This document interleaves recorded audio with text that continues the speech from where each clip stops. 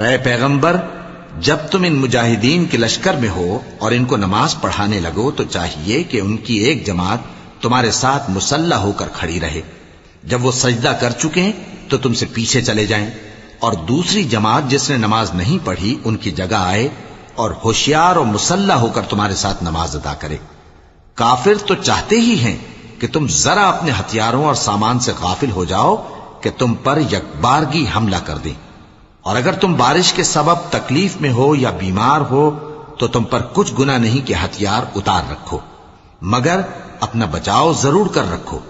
اللہ نے کافروں کے لیے ذلت کا عذاب تیار کر رکھا ہے۔ پھر جب تم یہ نماز تمام کر چکو تو کھڑے اور بیٹھے اور لیٹے ہر حالت میں اللہ کو یاد کرو۔ پھر جب تم مطمئن ہو جاؤ تو پورے آداب کے ساتھ نماز پڑھو۔ بے شک نماز کا مومنوں پر اوقات مقررہ میں ادا کرنا فرض ہے۔